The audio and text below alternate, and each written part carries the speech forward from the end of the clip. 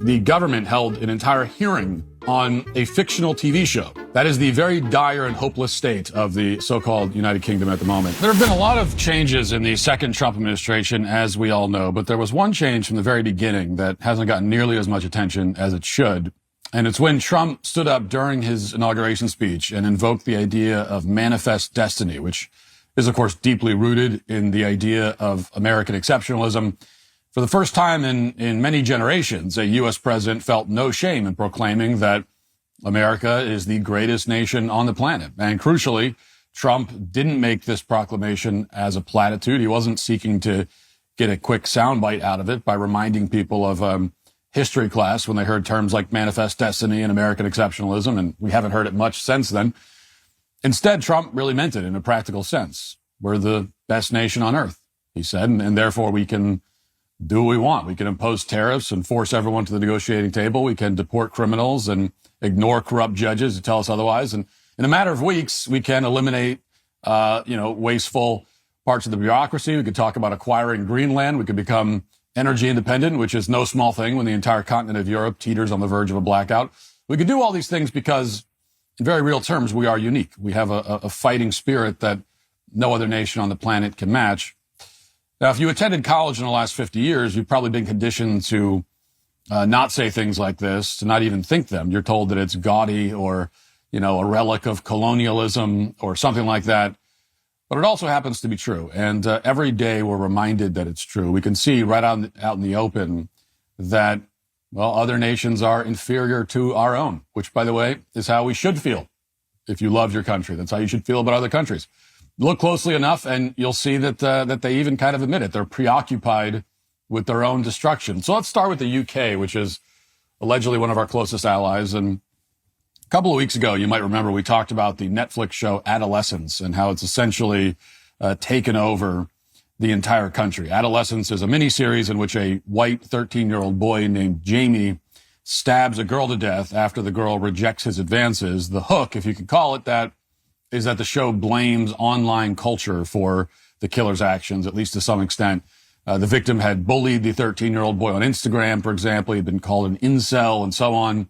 And the point of the show is that male rage, so-called, is fueled by online misogyny and bullying and the manosphere, and that children are liable to become murderers at any moment, even if they live in a loving, stable two-parent household. That's the message the showrunners wanted to convey, even though it flies in the face of common sense and every data point that we have. Beyond that, there wasn't anything very interesting about the show. The cameraman is doing more interesting things than any of the actors, since everything's supposedly shot in one take. So it was reasonable to assume that after the initial hype died down over this miniseries, that the UK would, move on pretty quickly. That's the normal trajectory that shows like this tend to follow. And indeed, that's what many of my listeners said would happen. I received dozens of comments on the last monologue on Adolescence where several people who lived in Britain explained that actually the show isn't that popular over there to begin with. And additionally, as we discussed, there was an infamous interview broadcast on the BBC where the anchor grills both of the anchors grill a conservative politician about the fact that she hadn't seen the show. They were stunned for the entire interview that she had not watched it. And no matter how much the politician tried to explain to these anchors that the show isn't real, they kept doubling down. And when we played that footage 2 weeks ago, it seemed like it was safe to assume the obsession over the show had jumped the shark. Too absurd to continue. Everyone, even fans of the show, would certainly walk away slowly and find something else to fixate on. But that has not happened in the UK. Instead, Adolescence isn't simply dominating political discussions anymore. Now the show is being used to justify new legislation that would dramatically curtail free speech rights in the country, almost as if that was the point of the show all along. In fact, the show's creators just testified in Parliament to demand this new legislation. Yes, the government held an entire hearing on a fictional TV show in which the show's writer testified as an expert before the government's Women and Equalities Committee. That is the very dire and hopeless state of the so-called United Kingdom at the moment. So we'll start at the beginning of the hearing when a member of Parliament named Sarah Owen begins questioning Jack Thorne, who's the creator and executive producer of Adolescence. And this member of parliament is very interested in knowing more about Jamie and why he snapped and decided to kill a girl. But, there's a bit of a snag because the politician clearly doesn't understand what the creator of the show is getting at, which leads to this mildly amusing exchange. Watch. Just wanted to come back on that. So you'd had those clear themes of where, I guess, the responsibility or the interventions could have happened at school or at home and friends, but not social media or influencers. Was that a deliberate choice not to have that kind of theme in with it? Well, I think it is a theme, and I think it does run through the whole thing. And it was, like I say, part of the sort of sphere of responsibility for Jamie. But that came out in different chunks in different places. As a dramatist, you're always trying to work out ways to tell a story authentically. What I meant was that it's not like a specific influencer. It was the two of that relationship where he describes, for example, anybody can see. It wasn't the outside influence. It was the influence on social media amongst friends that was the biggest influence. It wasn't a named influencer, for example. No, there were lots of things that make up Jamie's complicated brain, and there's lots of things. If I was to describe to you what Jamie's brain looked like, it would take me 9 years to describe it, because he's a complicated mess of things, as we all are, and so all these things play a role in his head. Well, there's a couple of layers of embarrassment here. First of all, of course, they're talking about a fake person as if he's real. He says that it would take him 9 years to unpack the brain of a fictional character named Jamie, who, because he doesn't actually exist, does not actually have a brain or a history or emotions, because he's not real. And for her part, the politician, who apparently chairs this committee in Parliament, keeps pressing for more information about this fictional person. She's really determined to understand what makes this character tick, that they're talking about in Parliament, even though he doesn't exist. And this went on for something like 2 hours, by the way. The hearing was full of moments like this. And as it went on, because it became clear that Jack Thorne is especially concerned about conspiracy theories, as he calls them. And at one point in the hearing, Thorne elaborated on the term conspiracy theories. It turns out that, stop me if you've heard this one before, a conspiracy theory is something that's completely true, but highly inconvenient to the political left. Watch. I think you've explained in good detail as to the extent of the level that you did in terms of research and how much you wanted to get this right. How does it feel when you hear, say, the leader of the opposition quote what has been described as conspiracy theories around the race of Jamie being, and she said, fundamentally changed in the story of Adolescence? I think that's to do with her algorithm. And there are a lot of people on X and in other places who make that claim and who have consumed the story that way. That just speaks to what she's consuming online, I think.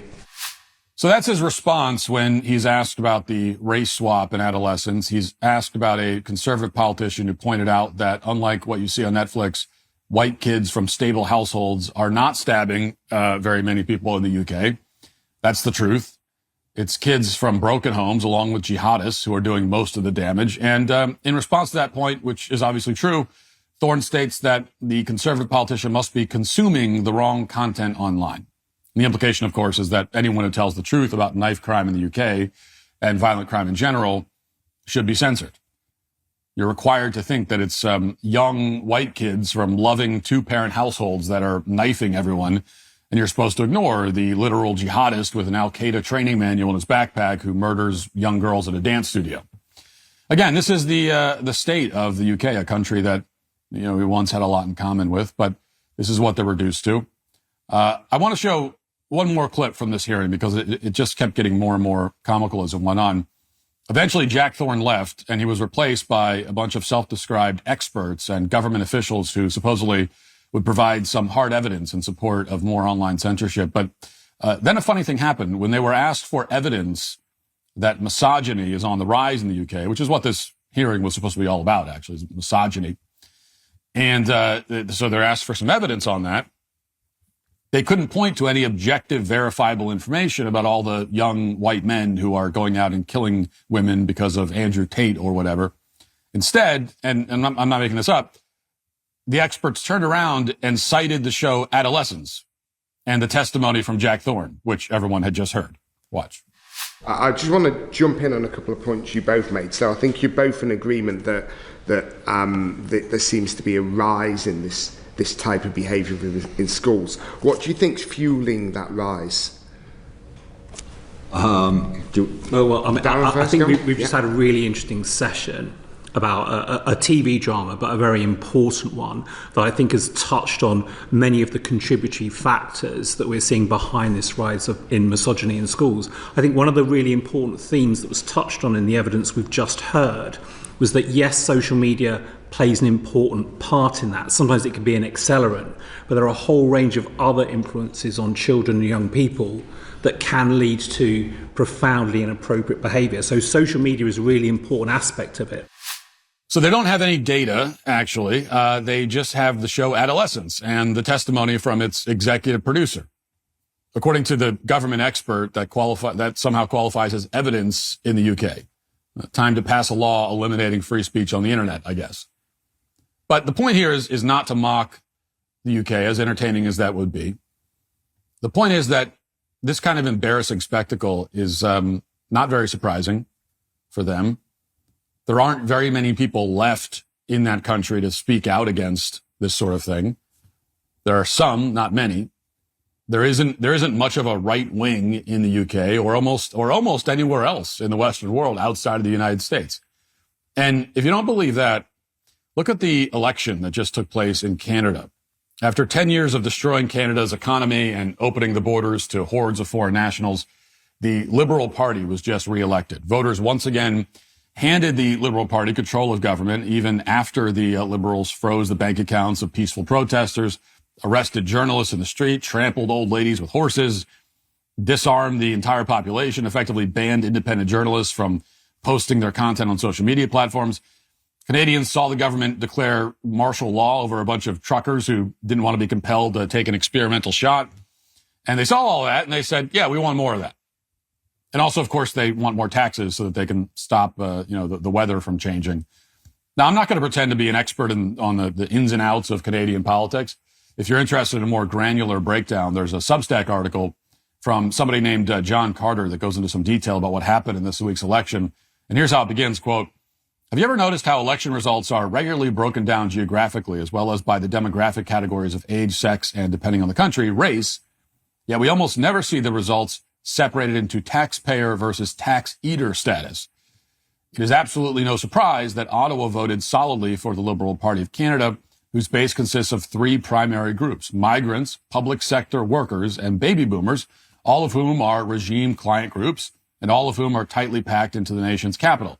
Perhaps it's that it's tax season, and I'm in a grumpy mood because I just got the bad news, but can't help but wonder about how electoral politics would change if only taxpayers were allowed to vote," close quote. That's a kind of a useful framework to look at what just happened in Canada, especially as you hear a lot of people blaming Donald Trump and blaming tariffs and so on. In Canada, very few young people can afford homes. There aren't many good jobs.